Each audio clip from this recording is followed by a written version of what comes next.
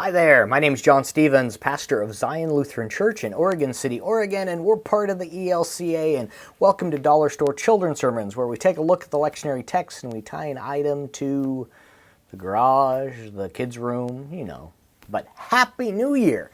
Happy New Year! It's January 3rd, and we're looking at, this is for the narrative lectionary, and we're looking at Jesus in the temple, or Boy Jesus in the temple. We just had Simeon, it just rolls all right off the tongue, doesn't it? Simeon and Anna, and Jesus was blessed, and Simeon, now may your servant depart in peace. That was last week. This week it is Boy Jesus in the temple.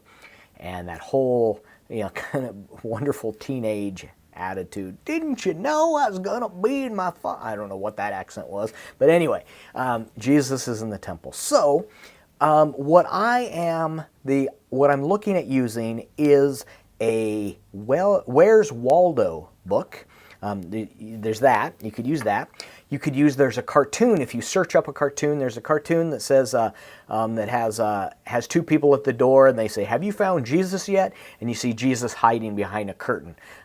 If I remember, I'll post that on the blog. But so that's a beautiful one about searching for Jesus. And then, but the idea of Where's Waldo, or a word search, an activity book where you're trying to find certain things, maybe a I Spy. You could play the I Spy game. If you do it on Zoom, I know youth leaders that have played the I Spy. They've also played the games where like you take an item and you like hold it up here and then you bring it down into the camera and you ask, what is it? That's a glass of water. Something like that. The idea of searching, of trying to find or trying to figure it out. And then that's the springboard of using those items, but it's all about, where do we find Jesus? Where do we see Jesus? And just as his parents, Mary and Joseph, were surprised and concerned, and they like, "What are you doing here?" And we get surprised in the places that we find Jesus. I'm thinking of the story where they go, "Where did we see you, Jesus?" And Jesus says, "You saw me when you fed the poor, fed the hungry, clothed the poor, visited those in prison, took care of the widow."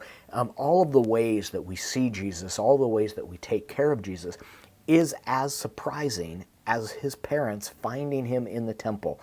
So in the ways that we see around, when we find Jesus in bread and wine, when we find Jesus and grace in the waters of baptism, those things surprise us. But God is active in and with and under those things.